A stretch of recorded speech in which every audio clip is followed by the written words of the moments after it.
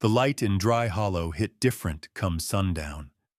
It stretched across the pasture in long, golden ribbons, softening the hard edges of fence posts and barns bleached by years of sun and wind. The brittle grass rustled under a tired breeze, carrying the scent of dust, dry pine, and the faint metallic tang of old earth. It was a quiet that only came after a long day of work, earned, deserved, and most nights, peaceful. Clay Mercer leaned against the porch railing with a bottle of beer sweating in his hand, boots heavy with the day's work. He should have been winding down, maybe putting something on the stove or feeding the horses one last time. But his eyes hadn't left Boone. The old blue heeler sat 30 feet out, stiff as a statue, staring straight at the barn like it owed him an apology. He hadn't moved in hours. Clay gave a low whistle. "Boone," he called. Nothing. The dog didn't even twitch. Not his ears, not his tail, not his jaw. Just kept staring. Clay walked down the steps and crossed the dry yard, each step crunching over parched weeds and cracked dirt. Boone didn't break his gaze even as Clay knelt beside him.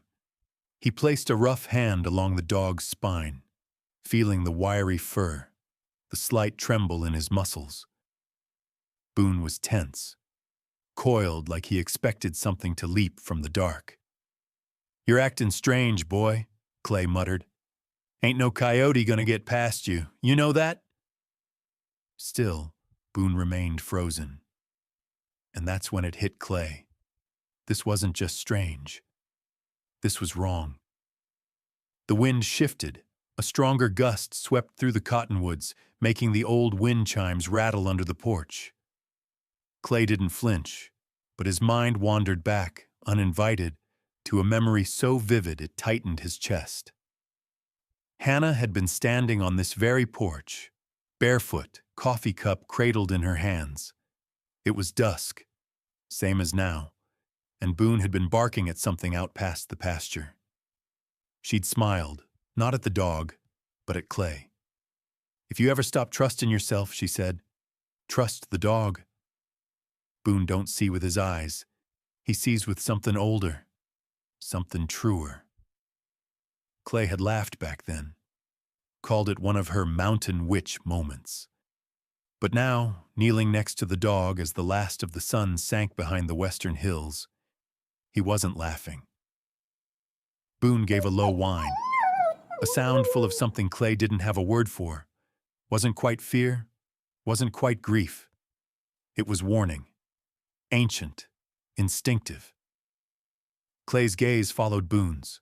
The barn stood still in the fading light, just a shell of what it used to be. Once it held hay and horses, laughter and the hum of life.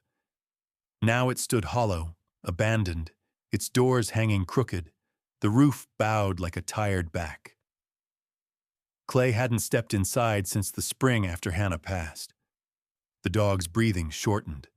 A tremble worked its way down his side. And then Clay heard it too. Scratch. At first he thought it was wind playing tricks on the tin siding, but then it came again. Scratch, scratch, slow, deliberate. Like nails.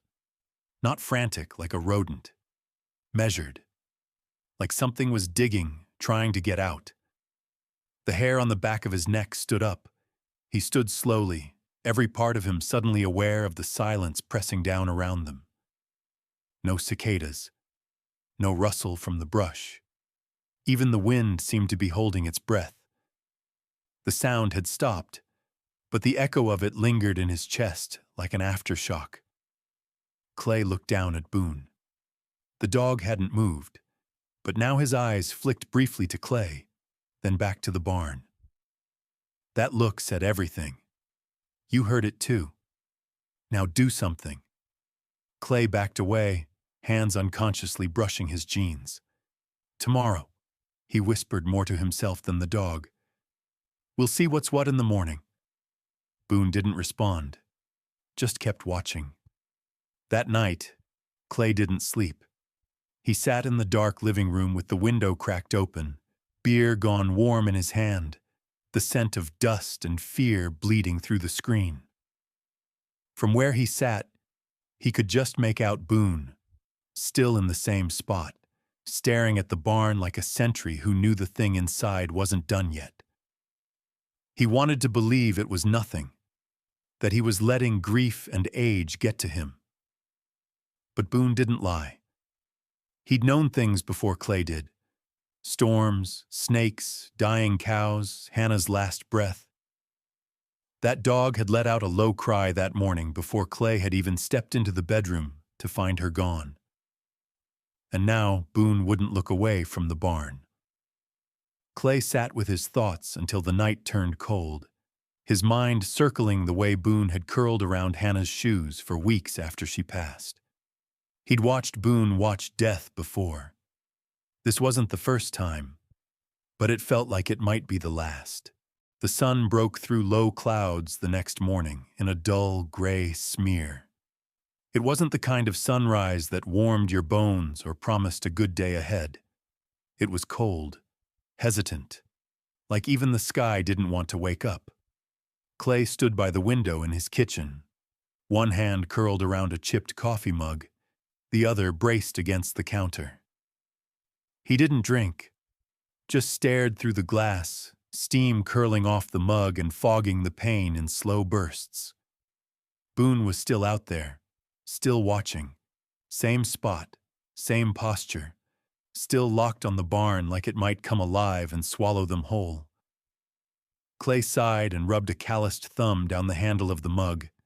His back ached from a night with no sleep and too many questions. He watched Boone's ribs rise and fall, shallow, tight. The dog looked thinner than he had a week ago. The coat that once shimmered with blues and blacks now looked dull, matted in spots. He hadn't eaten in 2 days, barely drank. Whatever had a hold on Boone, it was stronger than hunger, stronger than pain, stronger even than loyalty to his master. Clay pulled on his jacket and stepped onto the porch. The air bit cold against his cheeks. Not quite winter, but the kind of morning that carried the scent of dried grass and coming frost. His boots echoed hollow across the porch boards. Boone didn't flinch at the sound, but his ears twitched slightly as Clay came near. "You stayed out here all night again, huh?" Clay said quietly, crouching beside the dog. Boone didn't look at him, just stared ahead, breath short, body trembling slightly. "You look like hell," Clay muttered, placing a hand on the dog's shoulder. The fur was damp with dew and cold, too cold for comfort. Boone let out a soft whine. It wasn't dramatic or loud. It was a whisper of a sound, thin and heart-wrung, like something had been broken inside him and was slowly leaking out. Clay hadn't heard Boone cry since Hannah died. Not even when the dog tore his leg on barbed wire during a storm. Not when a bull had nearly trampled him. Boone had never cried. The whimper hit Clay somewhere deep, somewhere he didn't let many things reach. A place Hannah used to speak to just by brushing his hand at dinner or humming while she folded laundry. That little sound cracked open something in him that hadn't seen light in 2 years. He felt suddenly afraid, not of the barn, not of the sound, but of what it all might mean. He didn't believe in spirits or signs, but he believed in Boone. The dog stood then, stiffly, and walked, slow but deliberate, toward the east side of the barn. Clay followed, boots dragging through dead weeds and soft dirt. Boone stopped near the foundation, where the grass didn't grow. He sniffed once, then lowered himself to his belly, nose pressed to the ground. Clay stepped up beside him and noticed something that hadn't been there before. The soil looked darker, looser, like it had been moved. Not by weather, not by animals. Someone had dug here. He crouched and ran his hand across the dirt. It was soft, not packed like the rest of the yard, and scattered across the surface were thin, linear scrapes, fingernail width, parallel in places. Fresh. Clay stood, unease crawling up the back of his neck like cold fingers. There hadn't been anyone on this property but him and Boone in weeks. The nearest neighbor was 5 miles off, and nobody just wandered up to Mercer land. But someone had been here, and they'd buried something. Boone gave a low, urgent growl, not threatening, not aggressive, but warning. His eyes never left the spot. Clay nodded once and turned back toward the house. He returned a minute later with an old, dented shovel, the kind that had been used to bury fence posts, calf remains, and once, Hannah's favorite hound when it got snake-bit under the porch. He didn't want to use it today, but he had no choice. Boone backed off to a distance, settling on the porch as if drawing a line. He watched from behind a porch post like a child watching a funeral. Clay shoved the shovel into the soil. It went down too easy. Whoever had buried whatever was here hadn't packed it down properly. The second scoop revealed fabric, gray, stained, thick like canvas. A tarp, or maybe an old feed sack. Clay dropped to one knee, pushing dirt away with his gloved hands. Then came the smell. It hit him like a hot slap. Sweet, rotten, and unmistakably wrong. Not like a dead coyote. Not like something gone sour in the back of a cooler. This was human. Clay had smelled it once before, when he helped recover a body out of a flooded pickup along the river back in '91. His stomach turned, but his hands kept moving. He peeled the canvas back. A hand lay beneath, stiff and pale, curled in on itself like it had been praying when death took it. The fingernails were clean, the wrist narrow, the skin waxy and bruised in a way that screamed finality. A thin gold ring still clung to the finger. Clay stumbled back, hand over his mouth. He knew that ring.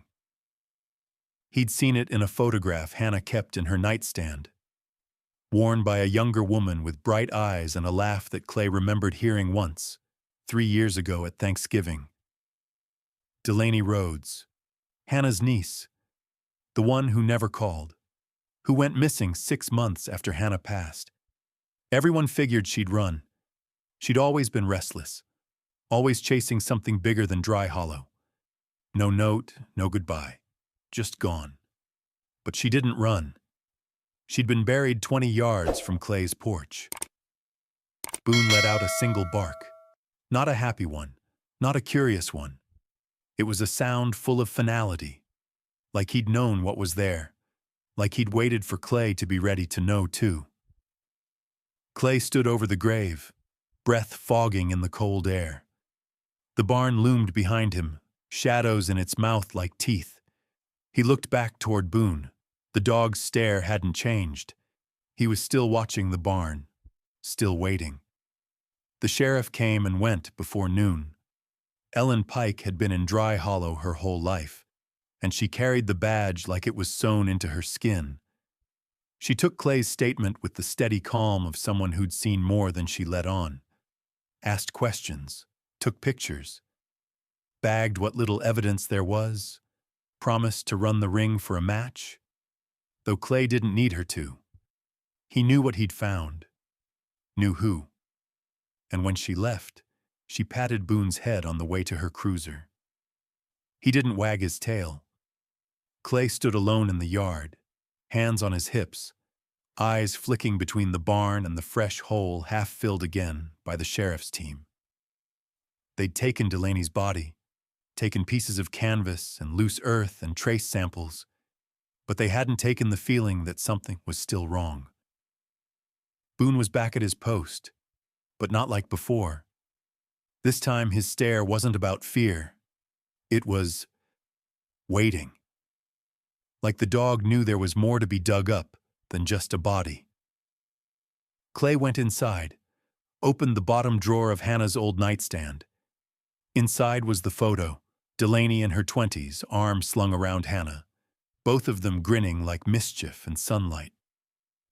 The ring in the picture matched the one Clay had seen on that pale finger. He brushed his thumb across the image, felt a pang deep in his ribs. She'd come here for something, for someone, and died for it. The knock on the door came around 3, firm, friendly, too much of both. Clay looked through the curtain and his stomach dropped. Wade Harlan. Wade had been his neighbor for 15 years, ran a business out of town, selling antiques and collectibles from the Old West to tourists who didn't know better. Smiled too big, always wore denim that looked freshly ironed. Clay had never trusted a man whose boots stayed that clean in mud season. Wade stood on the porch with his hat in hand. "Heard you had some trouble this morning," he said. "Sheriff's SUV came screaming down the trail like her hair was on fire." Clay opened the screen door, but didn't step out. "We had a situation, yeah?" Wade rocked on his heels, smile still fixed in place. "Coyotes?" Clay let the pause stretch too long. "Something like that." Wade's eyes shifted past Clay, toward the barn, then to Boone, who was watching from the yard. The dog's fur bristled, and a low growl rumbled from deep in his throat. It wasn't a warning. It was a judgment. Clay's voice dropped. "He don't usually growl at folks." Wade held his smile, but it dimmed a shade. "Well, maybe he smells what's coming weather-wise. Storm out past the ridge." He glanced again toward the barn, just a flicker. "That barn still got your old tack in it?" Clay shook his head. "Empty." Another pause. The wind shifted. Dry leaves danced across the porch steps. Wade cleared his throat. "Well, just thought I'd check in, make sure everything was all right. This land's seen some things after all." Clay didn't answer. Wade tipped his hat and stepped back off the porch. Boone didn't stop growling until the man's truck was halfway down the road.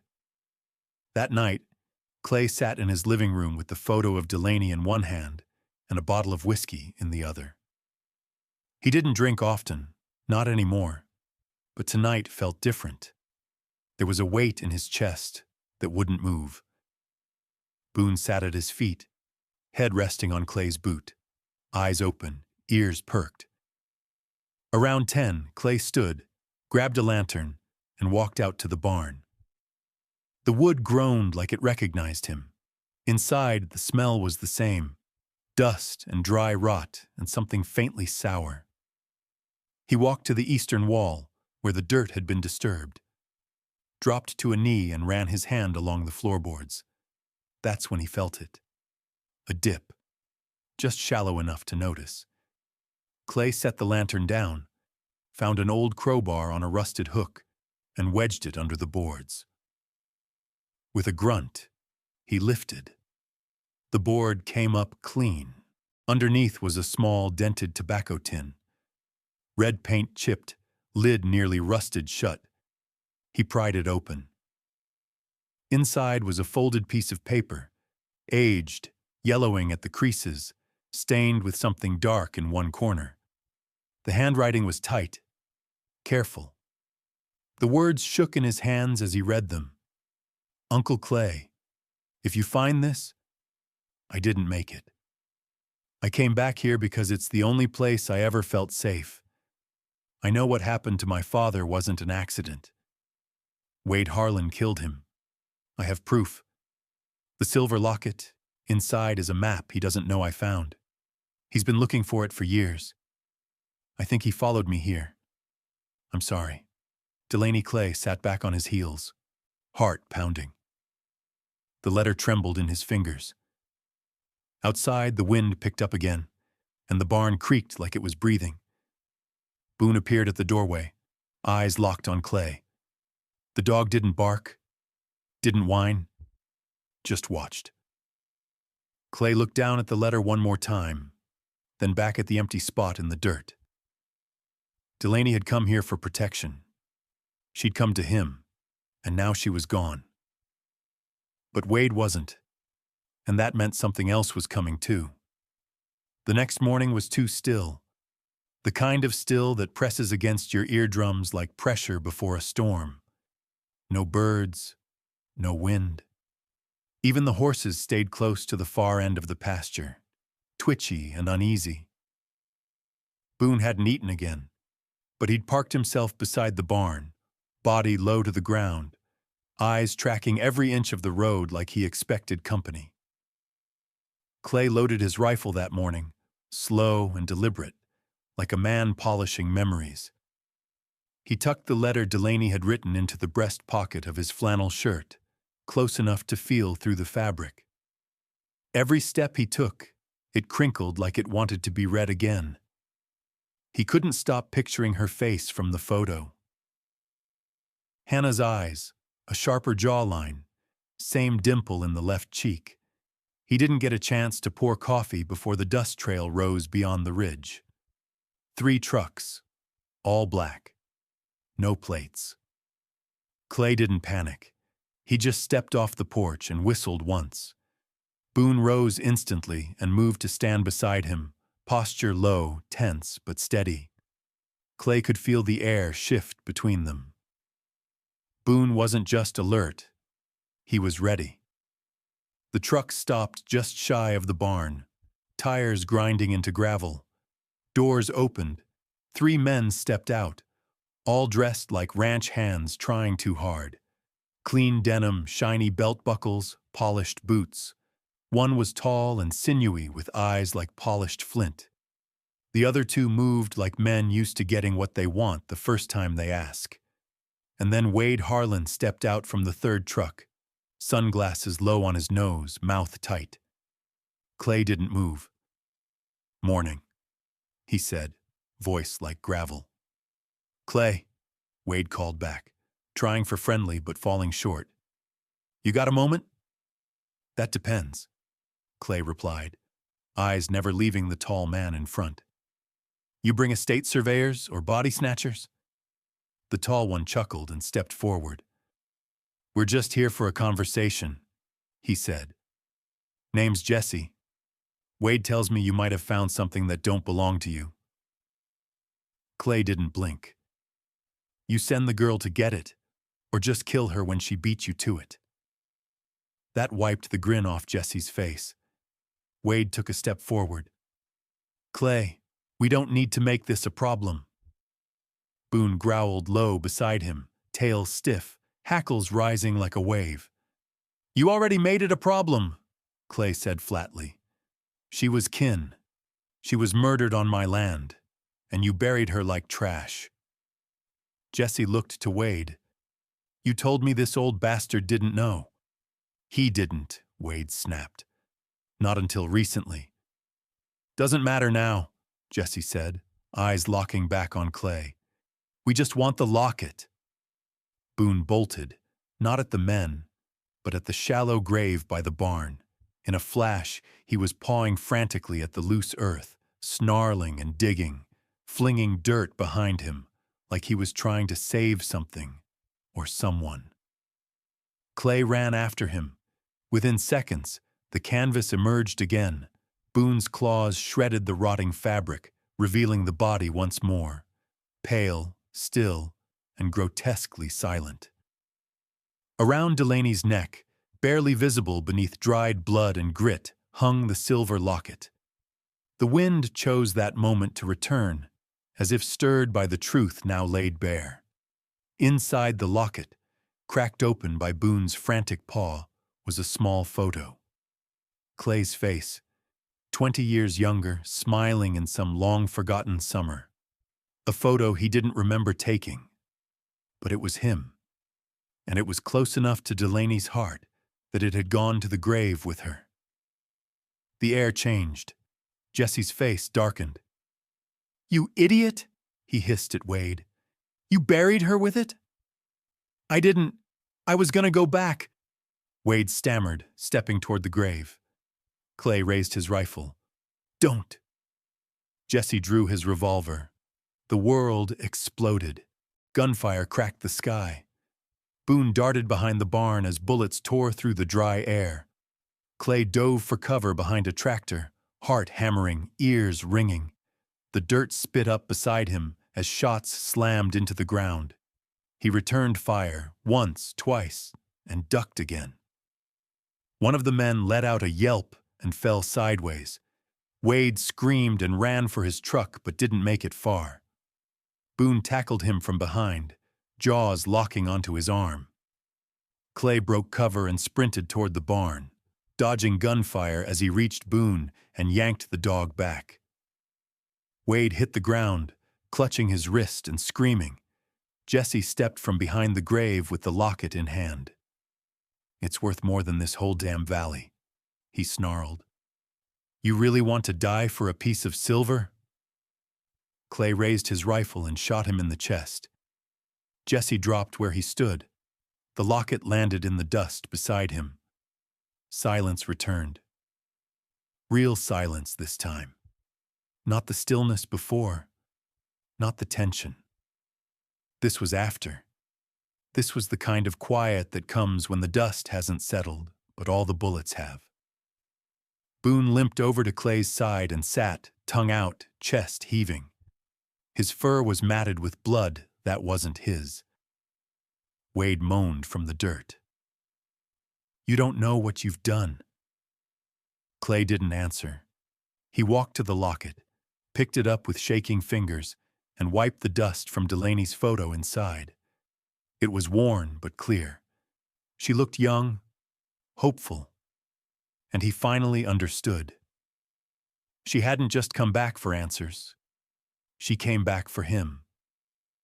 By the time Sheriff Ellen Pike arrived, the gunfire had long since stopped, and the sun was beginning its slow descent into the hills.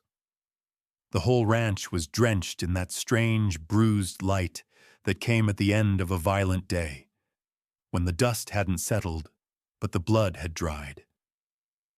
She parked her cruiser without sirens, stepped out calm but alert, hand resting near her holster, eyes scanning the yard. 3 bodies lay where they'd fallen. 2 of the strangers dead outright, Jesse among them. Wade Harlan was barely conscious, his arm wrapped in a makeshift sling, eyes swollen and dark. He hadn't said a word since Clay knocked the gun from his hand and Boone ripped open his sleeve. The man looked more ghost than human now, hollowed out by greed, rage, and whatever secrets Delaney had carried to her grave.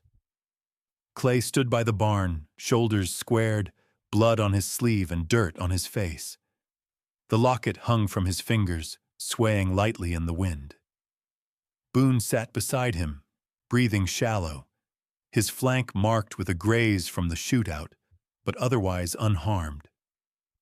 The dog hadn't moved from Clay's side since the last shot was fired. Ellen took it all in without a word. She crouched beside the grave, eyes narrowing as she pulled on gloves and gently lifted the canvas back.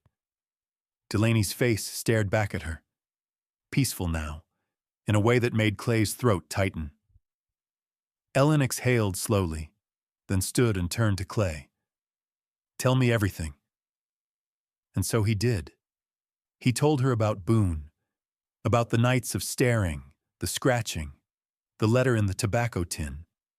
He handed her the note, Delaney's writing, smudged but legible, naming Wade Harlan as her father's killer. The silver locket, with its hidden engraving, a faint etching inside the casing, barely visible without sunlight. Coordinates. Latitude, longitude, a map. "She came here because she didn't trust anyone else," Clay finished, voice rough as gravel. "She died trying to do the right thing, and I didn't get to her in time." Ellen said nothing for a long moment. Then she nodded once, crisp and heavy. "We'll charge Wade with conspiracy to murder and obstruction, at the very least. The rest—" She looked down at the bodies, then back at the hills beyond. "Might take a while to sort out." They loaded Wade into the back of her cruiser. He never once looked at Clay, just kept his gaze fixed on the horizon, jaw clenched, hands trembling. By sundown, the yard was quiet again. Boone limped across the field, tail low but still moving, still alive. Clay stood by the barn, holding Delaney's locket in his palm. The photo of himself inside made his chest ache in a way no bullet could. She'd kept him close, even when he didn't know it. She'd trusted him, and now he had to do right by her. He dug the new grave that evening, just beyond the fence line where the wildflowers grew thick and tangled in the spring, right beside Hannah. He laid Delaney there gently, wrapped in a clean quilt Hannah had made years ago. Not because it fixed anything, but because it was all he had left to give. When the time came, he held the locket over her chest. It felt heavier than it should have, as if it carried not just silver and a photo, but everything Delaney had tried to protect. Everything her father had died for. The greed, the secrets, the map etched into metal. He closed his hand around it, then buried it with her. "Some treasures," he whispered, "ain't meant to be found." He filled the grave alone. No prayers, no speeches. Just Boone watching nearby, eyes dark and still. When it was done, Clay sat on the ground beside the twin markers and let the night roll in around him. The sky stretched wide overhead, stars slow to appear. Coyotes howled in the distance, but Boone didn't flinch. He just rested his head on Clay's boot and sighed. Weeks passed. The law took over the case. Wade pled guilty to avoid a federal trial. A mining claim was found in his office, matching the map from the locket. Hidden silver in the northern hills. Land no one had touched in decades. It was real. Delaney had been right, but Clay didn't stake a claim. He didn't touch the money. When a lawyer came offering a share, he turned them away. Instead, he fenced off the meadow, planted wildflowers, put up 2 simple wooden crosses, one for Hannah, one for Delaney. Boone returned to the graves each evening. Sometimes he'd lie between them. Sometimes he'd sit facing the barn, as if still watching, still guarding. Clay started writing again.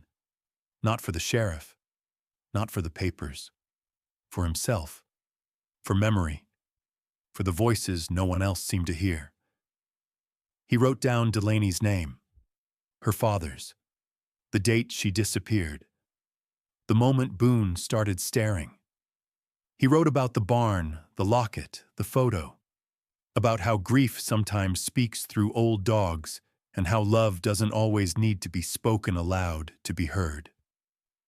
One morning, months later, a reporter called, wanting to write about the shootout at Mercer Ranch. Clay said no. Then he hung up. Some stories ain't meant for headlines. Some are only meant for the soil, and for the ones who never stopped listening. The West is full of untold stories, where even the land holds its secrets. Clay and Boone's journey reminds us to look closer and to trust what our hearts, and sometimes our dogs, tell us. If you appreciate these authentic glimpses into forgotten histories and unbreakable spirits, there's a new chapter waiting. Tap the thumbnail now to hear about the old prospector's journal that finally uncovered a lost fortune and a long-buried betrayal.